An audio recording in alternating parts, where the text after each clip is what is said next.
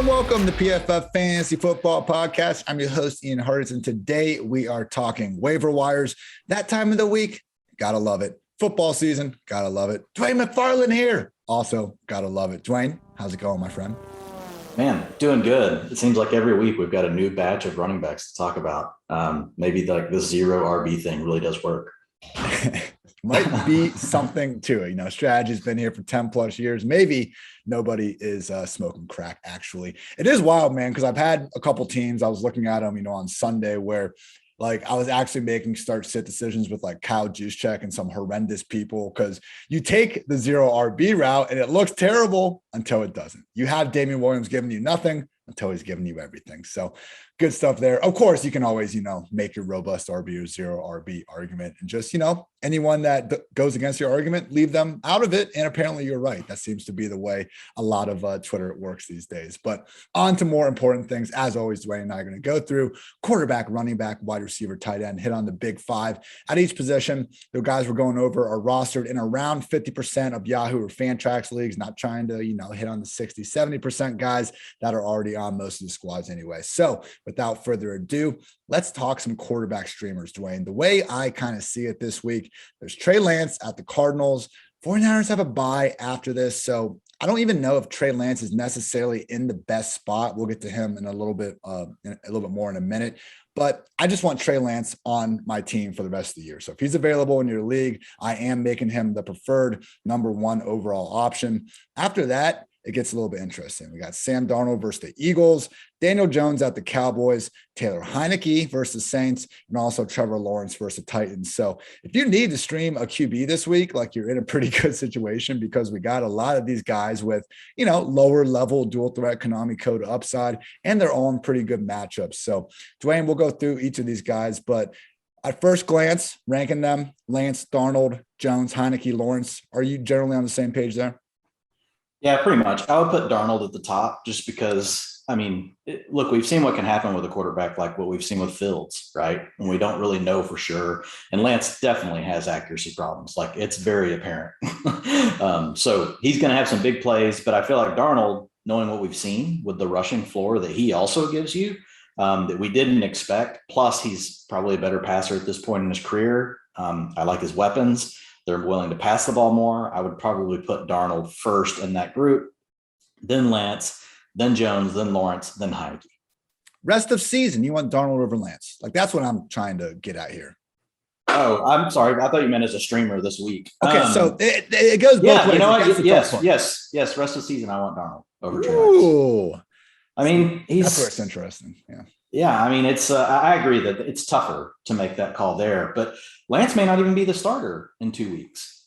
So it's like if I have to pick today, I know Darnold's for sure the starter, and he's played really well in 4 games. Lance, we've seen one half, and while very promising, 20 points and a half of football shows you what you could get from Trey Lance, right? You could be getting Lamar Jackson. You could be getting something like that. So totally understand the upside, but unless we, at this point, like I have Darnold inside my top 12 rest of the season. So, it's hard for me to justify Lance when I don't know for sure that he'll even be the starting quarterback in 2 weeks from now.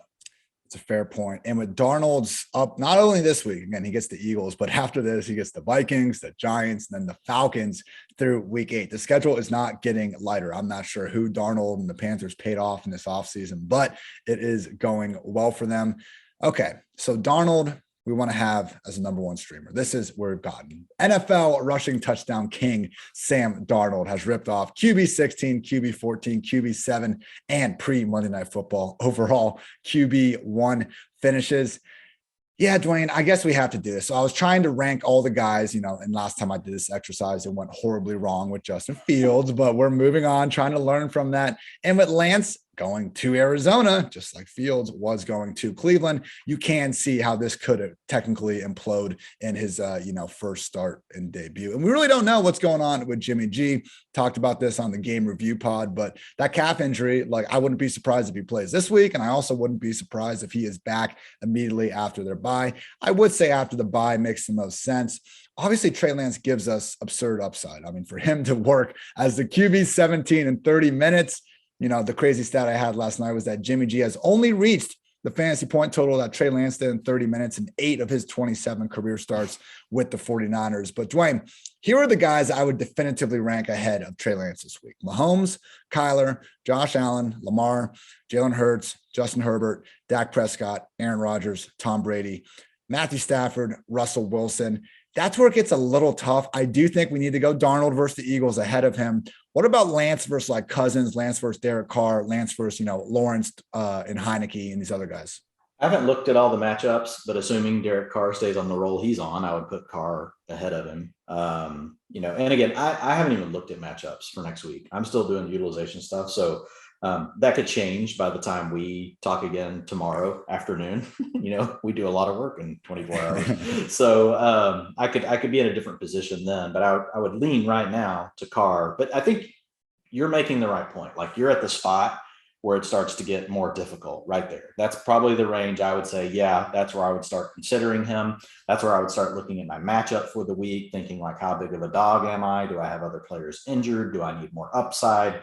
Am I willing to go boom bust? All those sorts of things that you start to think about when you're making that sort of decision.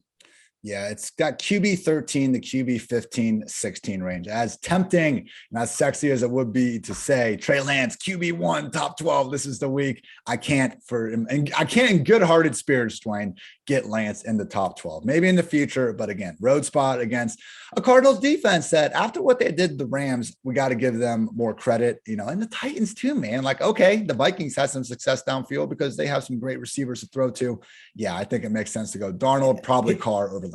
I think the other thing going on here, Ian, is look, there's just, it's a deeper passing league than what it was back in the day, right? When Tim Tebow finished as a top 3 quarterback every time he started. Yeah. The same thing that made Tebow good enough to play back then still makes these quarterbacks good enough that even if they stink in the passing game, they can show up and do something for you as long as they do run. Unlike Justin Fields yesterday, he actually threw the ball better, but they didn't design any running plays for him. So I think a lot of it comes back to like, that's 8-9 years ago, right? I mean, there's so many quarterbacks now that, just throw for more yardage, they throw for more touchdowns, offenses are more wide open. So whenever you have a quarterback like this as your starter, and if your offense regresses because of it, there is some sort of impact right there to the fantasy, as far as a fantasy finish goes, despite the rushing floor. But I think you're hitting the right spot. He's going to be right there on the verge of like QB 12. I could very easily see it being something by the end of the week where like, yep, get him in your top 12. He needs to be 11. He needs to be 12. But where I sit today, I think you've drawn the perfect line for where it should start to become a decision. You need a QB streamer this week, Sam Darnold, but try to find a spot for Trey Lance if you can handle it, people. The upside. I want Darnold on my roster the rest of the season. That's what I'm saying. I get it. I agree. We need to go Darnold number 1. But if you are in a situation where quarterback's in need, I still think Trey Lance deserves to be on all these rosters as well. Now, the other crop of guys, Dwain, someone's in a league. There's no Darnold. There's no Trey Lance. I think the big 3 streamers otherwise are Trevor Lawrence versus Titans. Cool stat from Andrew Erickson, who you guys can hear on this podcast multiple times a week, where Trevor Lawrence read option 5 times in week 4, just 3 times in weeks 1 through 3 combined. He hasn't gotten over 225 passing yards or multiple scores through the air the last 3 weeks, but he is in a smash spot against the Titans. We also have Taylor Heinicke versus Saints. Low-key has ripped off QB 13, QB 9, and QB 5 finishes. Honestly, I'm a little down on Heinicke after rewatching that game. It was a little fluky. Like, okay, I don't think J.D. McKissic is going to take a irresponsible throwback pass across the field, 40 yards to the house every week. And that second touchdown of Terry McLaurin was like just a complete prayer that Terry caught because he's a baller and he won Dwayne's, Hamsters PFF award of the week thing that we named last night. After technically a guinea pig, but my daughter was like, guinea pig. I was like, oh, yeah, it is a big difference. But anyway. After far too many Miller Lights, that was the rabbit hole we got down during that podcast. And then there's also Daniel Jones against the Cowboys, PFF's second highest graded passer this year, QB 12, QB 4, QB 24, and QB 7 finishes this year. So Dwayne, out of those guys, I think I would go Jones and then Heinicke and then Lawrence, just because I just don't really want to trust this Jaguars offense that much. Would you agree with that ranking? I'm Jones, Lawrence, then Heinicke, but I mean, it's close. the design rushing attempts are what we thought we would have with Trevor Lawrence when the season started. And so to see that data point show up, and it's coming through in the read option game, that's what we want to see. So if he can all of a sudden be getting 30 to 40 yards rushing every week, that's basically what you're getting from Daniel Jones, which is why I rank him, first, then Lawrence, then Heinicke. When it comes down to guys that are all pretty similar as far as, where I think they're going to be from a passing standpoint, I'm just taking the one that I think gives me the higher rushing floor. To recap, everyone, number 1, Sam Darnold, go get him. Number 2, Trey Lance. Number 3, Daniel Jones.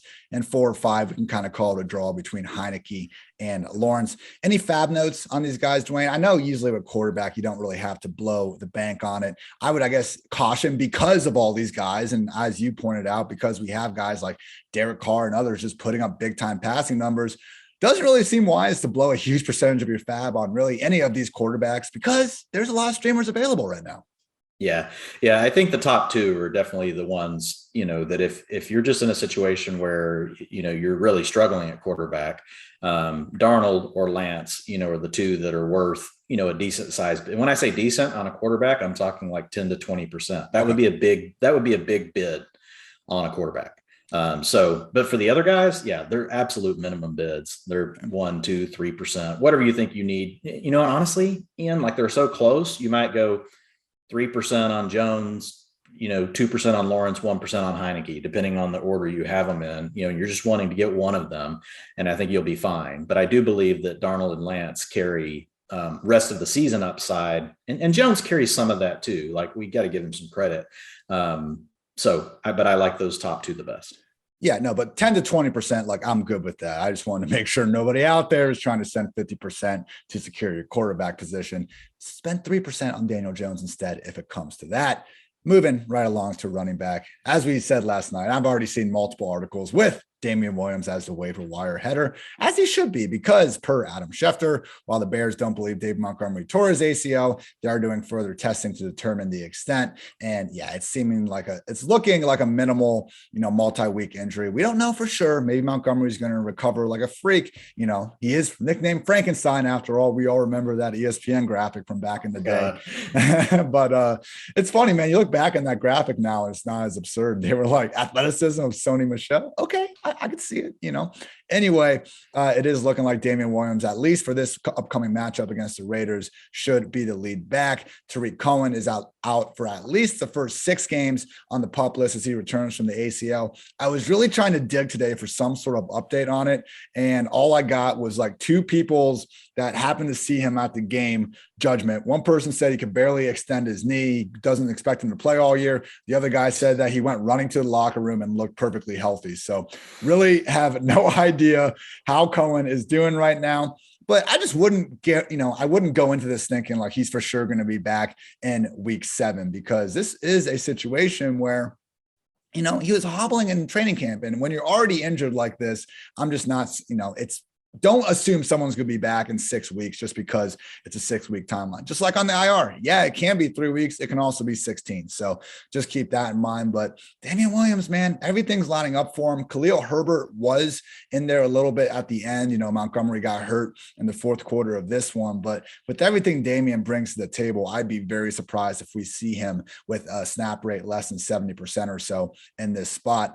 What are your kind of fab thoughts on Damien, Dwayne? Because I think it's a little bit more like a Chuba situation than Elijah Mitchell, in that we're not necessarily buying him for the rest of the season. We're buying him for a couple of weeks. But hey, man, this is, we called David Montgomery one of the best running backs you could trade for because of the role he had. And it's sure looking like, Williams is going to walk in that same role. Yeah. And so here's the huge thing, though, that happens psychologically, right? The David Montgomery fantasy manager has, even though we've talked about Montgomery's utilization being great, like until this past week, David Montgomery wasn't doing a lot for them. So it's not like CMC where when the starter goes down, that manager panics and they're like, oh my God, like I got to drop half my fab on Chuba Hubbard. I just lost CMC. it's not the same reaction with David Montgomery. So the David Montgomery, manager is the primary person that you're going to be dealing with. You have to assume that they're going to be the person putting now you can go look at their roster. Maybe they're loaded with 5 other backs and they won't even bid on them. But I typically assume that the person that lost the asset is most likely to be the one bidding the most. And so I always go look at their team and see what it looks like. I look at all the teams, real quickly if I can. I manage too many leagues, so sometimes I don't always get to take that step. But I think this one, Ian, is probably like a 5 to 15%er, depending on your roster. But I think it's a chance that, you get to use Damien Williams for 2 to 3 weeks. And this year, it could be one of those seasons where you're just trying to figure out. We talked about this a little last week. Maybe your RB2 is just a different player every 2 to 3 weeks. And so Damien Williams could certainly fill that role. Just a couple quick notes on him. He did handle 54% of the snaps in the last 2 drives. Montgomery only played 1 snap in the 9th drive. Then he missed all the rest of the 9th drive and the 10th drive. They were ahead all that time, but in a big lead. And so I'm with you. I think it's primarily going to be Williams. You did see Herbert play 67% of the 4-minute offense. So whenever they were basically just trying to grind it out and get the game over, and all 6 of Herbert's snaps came in the 4-minute offense. So up until that point, it was really just Williams. But if the Bears managed to get a lead, which I doubt they'll ever have another lead like that this season. It was the Lions. Just kidding. They could have one. That's where you could really see Herbert probably have more of a role trying to ice the game away. And so that kind of takes a little bit of upside off of Williams. But given the way the Bears have played, I would expect them to trail or be in a close game situation more often than not. And in that case, I do think Williams will be the primary back. Now we're recording this. It's 5:20 p.m. Eastern time right now. Most annoying thing ever is when we record this, and then 3 hours from now, they release something about it. If we find out Montgomery is going on IR, how would that change your fab recommendation? Oh, it would change it. It would be enormous. Then I would be, in the 60 to 70% range on Damien Williams, maybe higher depending on your roster. Look, we're week 4. We're heading into week 5. You don't get the fab all year. So if you're a team that's sitting there at 1-3, you're sitting there at 0-4 or even 2-2, but you think your points aren't even good enough to be 2-2, you think you should be 0-4, don't sit around and wait. Like, go get it. And if you have a good team, don't sit on your morals either. Like, you've seen what happens to these other backs. Even if Damien Williams is going on your bench, like, I would put in a very good bid, a healthy bid to make sure any other team in the league, right, that really needs the back doesn't just get them for nothing. So I'm thinking 50% minimum if Montgomery goes, to IR. And again, there's context with IR as well, right? Because do we hear season ending IR or do we hear just going to IR? I'm talking season ending. Okay. So, it could vary people. You're going to have to, we're trying to teach you how to fish, and you're going to have to, cast a line out there yourself with this.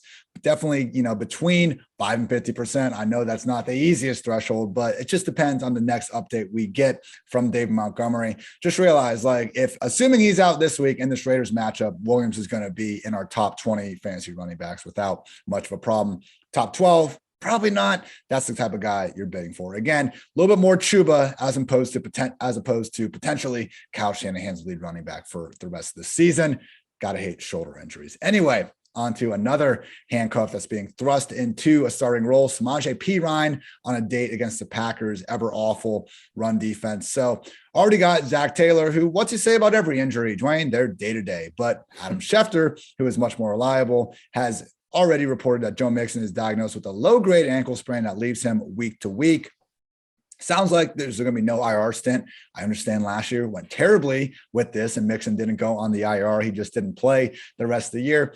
I think that was a situation where the Bengals didn't have much to play for at that point. Why bring back Mixon with Burrow already hurt and this team basically trying to get the worst draft pick possible? I would imagine this year when Mixon is close enough to 100%, they will get him going. So with Perine, though, man, this is where it's interesting. For me, I definitely want Damien Williams well ahead of Samaje Perine because I'm just not positive that he is going to get a ton of this pass game work. He didn't have a game with more than 50% snaps last year. They leaned on Giovanni Bernard far more without Mixon. But it is up in the air a little bit, Dwayne, because Chris Evans, and I found this very interesting as I was really examining his snaps. He's had 9 routes this season. 7 of them have come lined up in the slot or out wide. So when they've actually put him out there, it hasn't even been as a true RB that often. He doesn't have a single pass block snap. Samaje Perine this year, only has 7 of them, but it does make sense for Perine to be the lead back. I guess the question is, $1 million question is, what's that split going to look like? I don't necessarily see Perine getting that lead every down, 3 down roll rate that Joe Mixon had, because I don't think he has the same skill set, but we also just have an unknown factor with Evans. So gun to my head, I'm kind of thinking 60-40 in favor of Perine, but it's up in the air. What's your read on the situation? Yeah, I think it's 60-40, maybe 70-30 early on. But, with Evans having an opportunity to carve out more work. I mean, we've talked about it before. Once you're, as a young player, at playing at the running back position, like the sooner your coaching staff trusts you on the passing down work, like the more quickly, like you could truly expand to every down status. Gaining those passing downs is really the hardest, hurdle to overcome, because they don't want the quarterback to get killed, right? The quarterback's the most important asset on the team. And so running backs, while you could be the best from a skill set, you just have to be able to meet certain minimum requirements. So it's good news that they're already using Evans in that way, even though, to your point, like he's really mostly running routes, but they do like him in that spot from a specialty perspective. So yeah, I think 60-40, 70-30 is about right as far as a workload split this first week. If Mixon were to miss multiple weeks, I think we could see Evans eat into that a little more. Perine versus Dame. We're going Dame. Oh yeah. Yeah. Yeah, and just the nature of the injury overall. Now, we don't have all the information, but the injury overall, based on what we know so far, seems a little more serious, right, for Montgomery, even though neither one is believed to be season ending right now. So there's really 2 factors. What you just talked about with the perceived workload that we talked through, probably favoring Williams a little more, but then also the injury to Montgomery potentially being a little more serious than what we're thinking Mixon's is. So Perine probably 5 to 15% fab, depending on kind of where your roster's at. Yeah. If you're just trying to use him for a week or two, that's the way I think about it in terms of how many weeks as a starter do I think I get out of the player? And then I look at my roster, but that's kind of my starting point. So if I know, we've already played 4 games, you've got probably 8 to 9 games, depending on your league, left in your regular season. So, I mean, we're already, 33% the way through that. So really, you've only got 66%, of the season left. And so the way I look at that is, okay, well, how many weeks of that, how many weeks of that 8 remaining weeks do I get from Perine? Well, if I get 2, right, then that's good. That means that I get 20%. So that means 20% is probably my max, right? But that's kind of where I started. And so depending, again, on your roster, what you think you need, for example, if you're the CMC owner and you didn't get Hubbard, you're like, man, I maybe have 2 more weeks with CMC. Like one of these 2 guys is a perfect fit for you. Yeah. It's a great fit. You get to plug them in, then hopefully you get CMC back and you don't have to worry about it for the rest of the year. Quick one I think we can cross off here. Brandon Bolden, he had 6 targets in a rush attempt in just 19 snaps last night. Damon Harris actually set a career high in routes, played 61% snaps. We also had JJ Taylor there at 7%. Like Dwayne, I remember seeing this a little bit early in like the opening, 6 or 7 weeks of 2019, where Bolden was carving out a small role, and then he just disappeared in the second half of the year because this guy is going to be 32 in January. He's been a core special teamer forever. And yeah, he can play running back in a pinch, but I think, we would have seen at some point in his 10 seasons with the Patriots, him get a legitimate role in the backfield before now, if it was ever going to happen. You're with me, right? It's a Fugazi. We're not wasting anything on Bolden. Yeah, I mean, you just keep it low. Right now, it does look like he's the most likely one to replace James White. The game last night stayed really close. That's what kept Harris on the field. If they get into a game where they're getting blown out, someone else is going to take on more, of the work. Could it be Harris? I mean, maybe, but that's not what we've seen so far from the way the Patriots want to handle Harris. It's also not what we've seen from the Patriots in 12 years, as far as using their lead back on passing down. So, I mean, we're going back to the Kevin Falk days. Some of you guys are like, who is Kevin Falk? I only know who Marshall Falk is. Yeah, well, there was a Kevin Falk from out of LSU way back in the day. But yeah, I'm with you. Bolden he's a min bid type player. If you want to throw 1 to 3% out there just because you're absolutely, desperate, backup bid. He's the backup bid to these other players. And if you just totally, miss on all of them, it at least gives you somebody that, okay, you're not really going to like it, but if you had to, you could stick him into the RB2 for a week and pray for 5 points. That's basically what it comes down to. They got the great matchup against Houston this upcoming week, but yeah, I kind of think it's going to be JJ Taylor's role eventually. And you would like to think at some point this year, he's clawing around right now. He's trying to get that chain off, but at some point, Ramondre Stevenson might get out of that doghouse. We will see. You hit something really important on the head a minute ago, Ian. You talked about, with Williams, you're like, look, people, he's going to be ranked in our top 20 running backs, most likely, So the way I look at that as a fantasy manager, think, how would I feel about starting this player next week? Yeah. Like that's your starting point when you're talking about these players that we know are not going to be the long-term answer. Right. And so if your answer is you do that with Damien Williams, you're like, I'll absolutely start him for 2 or 3 weeks as long as Montgomery's out, and I will love it. I think I get an RB2. That's your life hack, and thinking about how you should approach the bid. Right. And then you just look at the rest of your league. So same thing with Brandon Bolden. You're like, God, I'd feel terrible if I had to put him in my lineup. Okay, well then make sure you got your percentage on him lower, right? He should just absolutely just be a backup option from a fab allocation standpoint, 1% to 2%, because you don't really want him in your lineup. If you had to, you would, but you don't feel good about it. So that's one easy way to think about it as you're working through these things. It's a great point. And I would feel a lot better starting Damien than Perine, and that's why we have him ranked ahead. So Kenneth Gainwell has got the Panthers. Now through 4 weeks, Miles Sanders is at 37 carries and 14 targets. Kenny Gainwell, 19 carries and 18 targets. The Eagles don't care that he wears number 14. They've looked past that massive character flaw and are featuring the rookie. With that said, on a week-by-week basis, the touch count, 11, 8, 4, and most recently 9. I think there's a little higher floor than someone like Nyheim Hines and JD McKissic, because Gainwell isn't like pigeonholed as a scat back, as you brought up on our, game review pod. He does get all the 2-minute work, but they're willing to give him like legit carries inside the 10-yard line and things like that too, that I guess McKissic does get those because he's an asshole. He's a great player, people, but I'm just still upset about finding out that JD McKissic has more goal line carries than Antonio Gibson this year. But particularly for someone like Nyheim Hines, your true scat back, I do think Gainwell gives you a little higher floor there.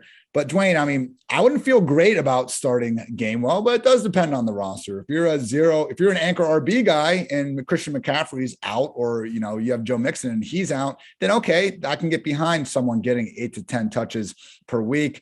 Thoughts on Gainwell and how much fab we should be giving up? Yeah, I like Gainwell he's a little different, right? Because Miles Sanders hasn't played that well. The new coaching staff just doesn't seem to be that nuts about Miles Sanders. Gainwell is their draft pick, so I feel like Kenneth Gainwell has this kind of sneaky door to earning more of a role as the season goes. And if Miles Sanders were to go down, unlike these other players we talked about, I feel like if Sanders went down for 2 or 3 weeks, Ian, we could actually see Gainwell just turn it into a split period or take over the role. I don't think you're going to get that with Damien Williams. I don't think you're going to get that. I know you're not going to get that with Samaje Perine. They're going to go back to Mixon. They've paid the man. So I like this situation from a long view perspective. And so if you can sneak in there and get him, for say 5%, 10%, of your fab, and you can use him here or there as a flex play, look, folks, really what he is, he's Tony Pollard. He's borderline. From a utilization standpoint, everybody's going to hate this, but he's borderline Cordarrelle Patterson. Like he's barely below the marks Cordarrelle Patterson is at from a utilization. Now, look, Cordarrelle Patterson shouldn't be the RB2 overall. His utilization is way too low. So don't take what I'm saying wrong. But the point being, he does have the ability to sneak in. You saw it last week. He's RB6. He has the ability to pop up into the top, 12 RBs, give you a top 24 performance. A lot of times it's going to be an RB4 performance. So he's right there in that range. So actually, if I were just talking about just pure rest of the season, again, assuming these other 2 backs are healthy, and I don't really need a back for the next 2 weeks, I'm letting everybody else blow their fab. I'm putting in enforcement bids on the other 2 players, and Kenneth Gainwell is really my true target.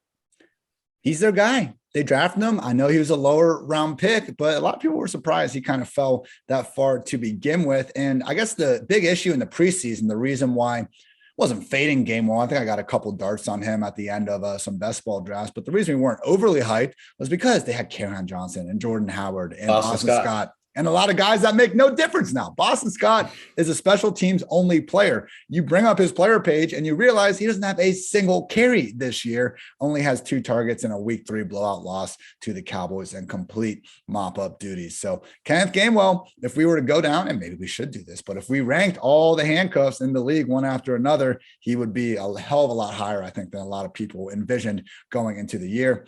Last note, Latavius Murray, who's got the Colts this week. You know, Dwayne, Damien's number 1, but I think between Murray and Perine, it's awfully close. And I honestly lean Latavius because we might just have the Ravens starting running back here. I'm not for sure that it's going to stick, because when have we been sure about this Ravens backfield all year? Sure looked like Tyson Williams was the best running back until he wasn't. Last week, we got Latavius with 62% snaps, Le'Veon Bell just 27%, Devontae Freeman only 8%. That was Le'Veon's first game, and Latavius didn't exactly kill it. He was fine, but I do wonder if they got Le'Veon loose, maybe this becomes even more of a nightmare moving forward.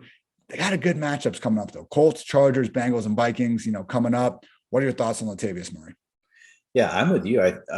I like Murray. Like if I had to rank these all just rest of season, I think it's Murray, then Gainwell, then Damien Williams, then Samaje Perine. But I mean, we're obviously taking into account getting to start those other 2 players, for a couple of weeks. But yeah, with Murray, look, I'm with you. I'm a little leery. You get gun shy with backfields like this, but at the same time, like when you're dealing with fantasy football, and again, like we're talking about 12 and 13 week seasons, and we're already 4 weeks through, like you can't wait around for everything to be this perfect trend. Sometimes you just have to get ballsy, and you just have to say, you know what? This is a team that likes to run the ball plenty. I'm going to put my stake down. I know it's not going to be a 25 carry per game type of thing, but if I can get 15 touches out of Latavius Murray per week in a good offense, maybe I get a touchdown every other week, I'm going to take it. I think that's the way you have to approach it. And so when you look at him, it's not just a 1 week thing. It's a trend, right? His rushing attempts have gone from 21% to 41% to 62% over the last 3 weeks. His routes have gone from 18% to 24% to 37%. He's not getting any targets. 0% targets per route run. He doesn't see anything in the passing game, but short down and distance, which is what you care about quite a bit with the Ravens, because they don't throw the ball to the backs anyway. So the more important role is short down and distance. He owns 71%, and that went to 100% in week 3 and 100% in week 4. Remember, short down and distance is second, third, or fourth down and 1 to 2 yards to go. Most often that also translates into attempts inside the 5-yard line, which is where you score your touchdowns from. Long down and distance, not really that involved. That's where Le'Veon Bell took over last weekend. 62% of the long down and distance snaps went to Lev Bell. 75% of the 2-minute offense snaps went to Lev Bell. But Bell only had 28% of the snaps overall. From a rushing percentage, only 14% of the carries, only a route 20% of the time. So it really feels like it's Murray kind of in more of the Gus Edwards role. And then it's Le'Veon Bell just basically taking up the passing snaps that were left behind by Dobbins, because Dobbins was really the back, that would get that work last year. And then Freeman's just kind of mixing in. And we'll have to see, what happens with Tyson Williams. But for now, inactive, so there's nothing we can do with him. He's probably just a drop. So Latavius, 15-20% fab? That sound about right? Yeah, I think so. I mean, again, it does depend on your roster, but I mean, we're getting kind of far in, and you can't just always wait for the perfect setup. So he's the one out of everybody we've talked about that's gonna, in my opinion, like if you had to say, look, I've got to pick one of these guys that I think can give me value the rest of the year, I think he's the one. If you had to pick from this group, you tell me, he's the one I would pick. The squad's looking great, people. Latavius and Gainwell, those are the guys you're going to want for the longer term. Of course, if you need to win this week, need to win next week, that's where we're going. Damien Williams and Samaje Perine a little bit more. Good breakdown from you, Dwayne. Good job by you. Now we got some wide receivers to go through. Kadarius Toney is at the Cowboys. He looked good, man. I think he's been kind of written off pretty fast because people haven't maybe liked his attitude, didn't like the draft pick, didn't like this or that. You get the ball in this guy's hands and he is making things happen, like leaving multiple defenders off their feet in the course of any given play. With that said, Sterling Shepard, Darius Slayton, not on IR, expecting to be back at some point. We do have a fairly, cozy stretch coming up. I would not say cozy stretch. Cowboys, Rams, Panthers, at the Chiefs, then the Raiders before their week 10 bye. So My thought on Toney, Dwayne, I don't think we're getting someone that's ever going to be cracking the wide receiver 3 ranks or anything like that. But that's the perspective bench had. The guy's got the first round capital. He looks good on film. Daniel Jones, hey man, he might be able to enable more than one fantasy relevant option, maybe even 2 or 3 if he keeps playing this well. General thoughts on Kadarius Toney? Yeah, I think it's just more about what's going to happen once we get Shepard back. What's going to happen when you get Darius Slayton back. Obviously, like the role he was really playing yesterday, he was really taking the looks that Shepard would get. And so I think Shepard obviously is going to be a starter when he comes back. So for Toney, he's really more of a stash. You might get to use him for a couple of weeks while Shepard is out.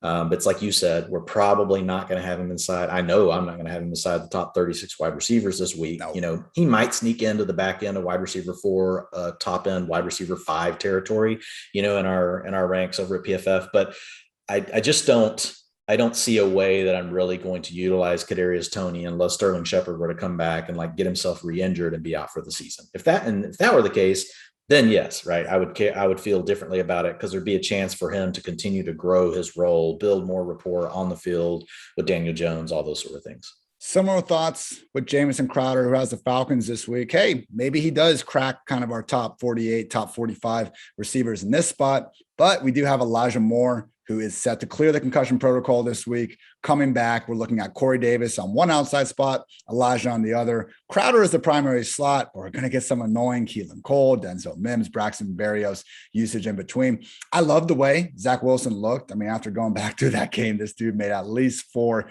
absurd throws. Hey, he might be able to start giving us close to 300 yards in these garbage time games that the Jets are destined to play in more weeks than not. I just don't think Crowder is the guy for Wilson, man. Okay, he had a good game last week, but we're talking about a guy with a 6-yard average target depth. Then we got Zach Wilson, who seems like he's going to be, that old Michael Vick, like Powerade commercial or Gatorade where he throws the ball out of the stadium. Like that's Zach Wilson pretty much every single game. Like he wants to chuck that thing down the field. And I love it. I'm just not sure Crowder is that guy, pal. So Crowder, number 3 option on the Jets. Do we really want to go fishing here, Dwayne? Yeah, Crowder's a tricky one just because he's always been good, so when you have players that have always found a way, and every time Crowder's on the field, like this is what we get into, right? He gets injured, but we had this last year. We had stretches of weeks where Crowder was a usable fantasy asset. And here's the thing. They don't really have tight ends they can throw to. They do not throw the ball a lot to the backs. So it's okay to have a receiver that's doing this thing Crowder's doing in the offense while everybody else is working downfield. It would be different if they to sprinkle 20% of the targets to the backs, 15% of the targets to the tight end. Then it's kind of like, well, where does that leave Jamison Crowder? But really, like he's potentially going to fulfill all of that role. I mean, he was targeted on 27% of the passes yesterday, 32% targets per route run, finishes as the 14th overall PPR player, and everybody's going nuts over Laviska Shenault. Yet here's Jamison Crowder finishing 6 spots ahead of him. In the rankings where Shenault was 20th and Crowder was wide receiver 14. So I actually, look, I get it. It's the Jets offense, but they did have a very rough start. I wouldn't be surprised, Ian, if this is Corey Davis, Jamison Crowder the rest of the way, and then Elijah Moore just getting sprinkled in. We're going to have to see it. To your point, it could be every week who's going to be left out. It is probably going to be matchup dependent. But at the end of the day, I just know Crowder's a good player. And like every time I count him out, I'm like, damn it, Jamison Crowder, like quit doing this to me. So I've just kind of learned with Crowder that when he's playing, like he does something quarterbacks like. They're very drawn to him. I think it's just called he gets open. Yeah, I just don't want to spend much on a guy who is going to be behind at least Davis. And okay, maybe we can use him this week as a spot start, but I feel like Dwayne, we could just pick him up probably before week 8 if we want them, because they got to buy in week 6. Then they go to New England in week 7. And I know you're in the thick of utilization, so you haven't dove through all this, which is why I'm trying to enlighten you, my friend. But I just think compared to some of these other guys, like we haven't touched on Darnell Mooney, Laviska Shenault, even AJ Green. Like Crowder, he's fine, but he's not someone people need to be going after, like actively. Yeah, I mean, I would go after him. I'm just not. You don't have to. Here's the beauty. You don't have to bid a lot because everybody thinks he sucks. He doesn't, but everybody thinks that. So he's a guy that you don't really have to put a lot on from a fab perspective. So yeah, I'm not saying go put 50% on Jamison Crowder, But I mean, if you need a receiver and you can get him for 2 to 5% of your fab, which is probably all it's going to take to get him, I mean, I'm down with that. Yeah, I mean, Braxton Berrios had 11 targets in week 2, and we didn't give a shit because it was Braxton Berrios. Like, they made Crowder take a freaking pay cut this offseason, man. Are we sure this isn't just like a 1 week thing against the freaking Falcons where we're like, he looks good? Yeah, I'm not going to say it's not a 1 week thing, but just knowing Crowder's track record, most likely it's not until he's hurt again. Like, and I'm not saying he's going to be a top 14, but I just think he's going to give you wide receiver 3, low end wide receiver 3. You can plug him in during your bye weeks, that kind of stuff. I think Crowder will give you that. Don't go blow your fab. You're making a lot of really good points, but again, like, just go back and look at him historically. Like, when he plays, like, Crowder's a good player. So I think at some point we just have to give him credit for that. Do we have to give AJ Green credit? At this point, he has exactly 6 targets in every game this year. He is playing a full-time role. He got it done against the Vikings. I said, screw that. It was Bashaud Breeland. He got it done against the Jaguars. I said, especially screw that. It's the Jaguars. Then he got it done against the Rams. So now we got to start thinking, hey, at a minimum, Kyler Murray is good enough to enable AJ Green to some solid production. I don't know, Dwayne. He has outperformed expectations this year. He's clearly not quite as washed as many of us were talking about. With that said, right now for the Cardinals, AJ Green, 24 targets. DeAndre Hopkins, 23. Chase Edmonds, 22. Rondale Moore, 18. Christian Kirk, 18. Max Williams, 16. Nobody else has more than 3. So we basically have 6 guys where Kyler is fairly evenly spreading the ball out every week. And Kyler's a damn world beater, so it's working out right now. But as we saw last week, when Christian Kirk had 1 catch, when the last 2 weeks, when Rondale Moore wasn't doing anything, it can go up and down. So for Green, I think he's now a usable guy, someone you can put in your flex and not feel like a complete piece of shit for doing so. He's also not someone where I'm going to be super point chasey and go after thinking that he's going to all of a sudden like actually be this passing game's #1 target leader the rest of the way. Are we more on the same page with this one, Dwayne? Yeah, for sure. I think, he's a low end wide receiver 3. I really would call him a wide receiver 4, which is really what I would call Crowder, but they're going to give you wide receiver 3 weeks. So I look at them both very similarly. I don't see a ton of upside here. We've already had 2 games where basically DeAndre Hopkins, we know now, was playing with injured ribs and they weren't going to him. And now he's getting healthier and healthier. I think that's only going to cut more into these other guys, opportunities at some point, because we know DeAndre Hopkins can still ball out. But yeah, AJ Green, think of him as a wide receiver 4. You can plug him in as a wide receiver 3 when you need him, but you're not going to be super excited about using him. This is really more of a deeper league type play. Yeah, very fair all the way around. How about Darnell Mooney facing the Raiders next week? Now we have threw my hat. We have Matt Nagy still saying that Andy Dalton is this freaking team starter, despite what Justin Fields just went through and just did against, I get it, a terrible defense. But my goodness, how can you continue to do this charade, Matt Nagy? I'm furious about this. With all that said, Darnell Mooney, 26 targets this year. Allen Robinson, 24. I understand that's probably going to change at some point. But hey, in this version of the offense, clearly Mooney is more of a 1B. 2 A-Robs, we're assuming 1A at some point. We also have, ideally, Justin Fields under center at some point the rest of the year. Like, I just, again, this whole situation makes me so pissed off. But surprised me today to see the Bears have the highest rate of catchable deep balls thanks to Justin Fields. The problem is it's just on 9 total attempts. So I guess, Dwayne, like with Mooney, if we knew Fields was going to be under center moving forward, I'd feel a lot better about it. But for some reason, we don't have that assurance, and we got to wonder what life could be like if Andy Dalton is back at quarterback for a week or more. Like, we don't know. What are your thoughts on Mooney, who, by the way, we talked about this on the injury pod, different injury each of the past 3 weeks. Dude keeps playing through it. He's an absolute warrior. He's a great player, but do we trust like really anyone involved enough in this Bears passing game right now? Yeah, I think Mooney deserves to be on a roster in most formats, because at any point, like, if the Bears offense can turn a corner and get better, which we can't tell you that that's going to happen. Like, there's just no way. Like, it looks really bad. But if they can turn a corner, he is going to have value. I mean, he has 27% of the targets on the team for the season. Allen Robinson's at 24%. Like, he's leading the team right now in targets. And it's not because of one blow up game. It's every week. It's 36% targets, 22% targets, 38% targets. I mean, he's at 27 on the year. His targets per route run are really strong. His ADOT is better. He gets more of the air yards. He's trusted a fifth of the time on 3rd and 4th down. 28% of his targets come on play action. There's just a lot of good things going on for Darnell Mooney outside of the overall atmosphere that he plays in, which is known as the Bears offense. So of all the players we've talked about so far, and no, that wasn't an apple, that was my chair. As far as all of the players that we've talked about so far for the receivers, Mooney would be at the top for me. Just because I do believe he carries the most upside of all the players we've discussed. Just needs the offense just needs to be average too. It doesn't have to be great. It can be below average, and Darnell Mooney could be just fine. But right now the offense is stuck in not neutral. It's in reverse, right? It's terrible. Definitely agree. Out of the guys we have talked about, Mooney deserves to be going well ahead of them. A great guy to have on the squad. How are we feeling about Laviska Shenault, who figures to now be the cemented number 2 at worst, with DJ Chark on IR with that ankle?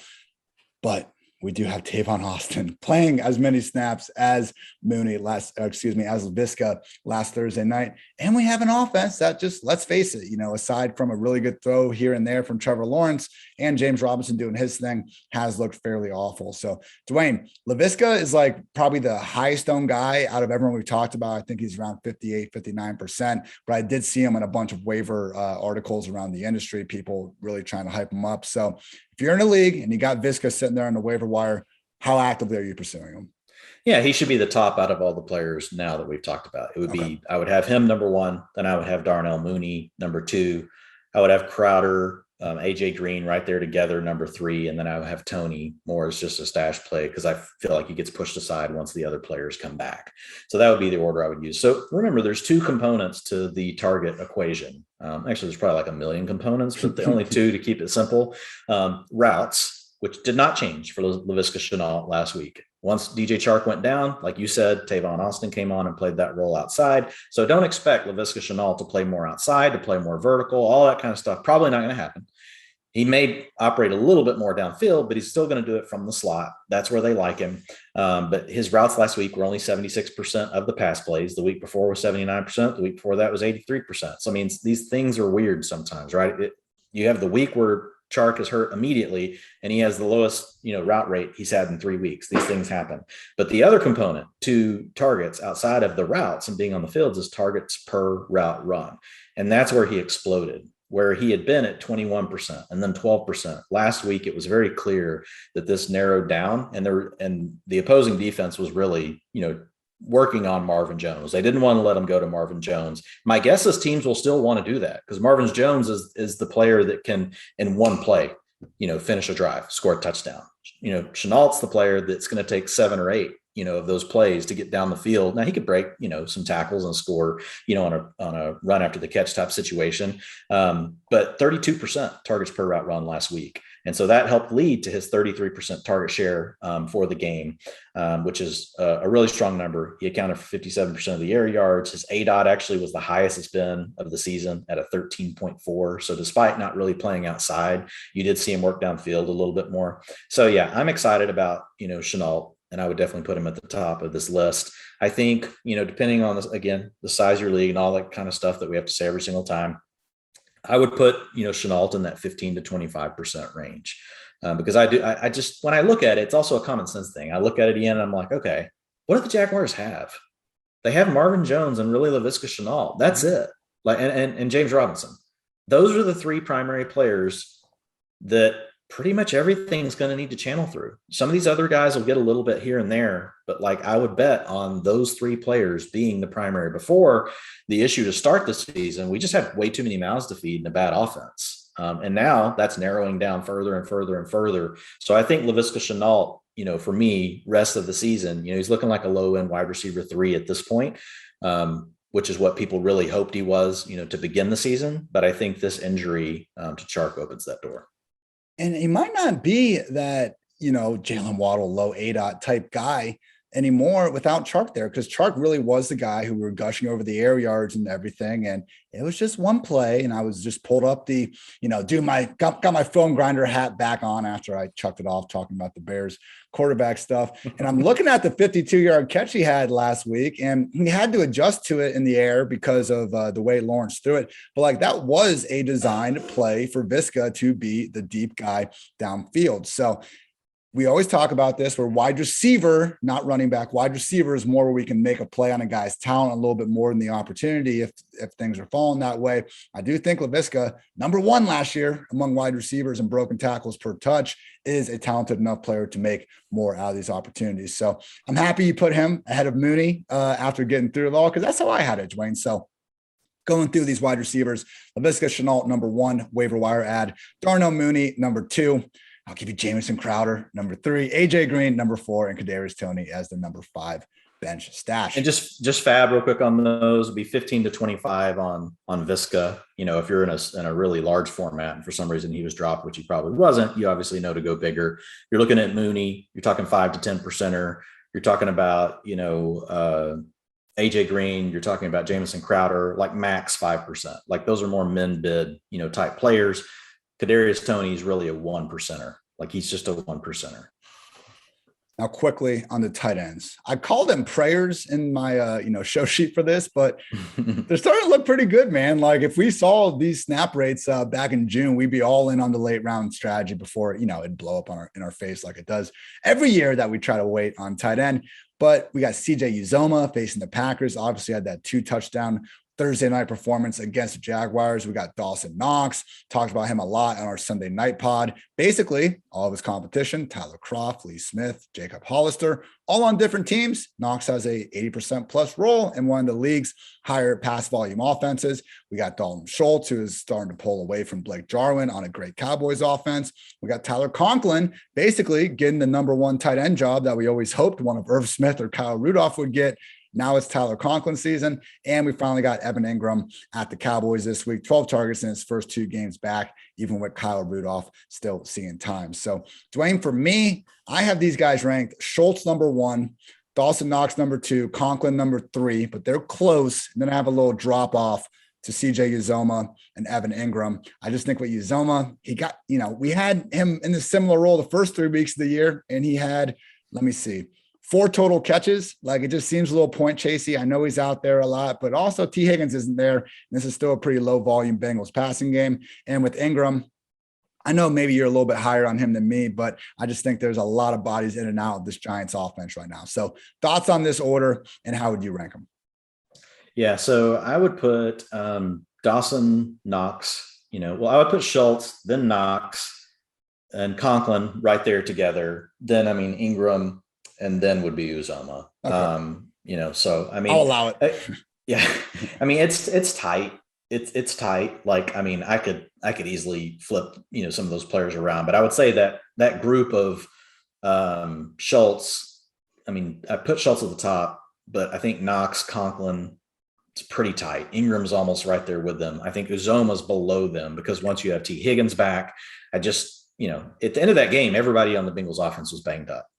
So, and hey, credit to Uzomah. He came through. I just don't see a situation where he's ever going to see that many targets again, unless there's a lot of players on the team hurt again. And we'll see what happens with T. Higgins this week, but if he's going to be out for another game, that could change things for the week, but we're talking rest of the season outlook. Yeah.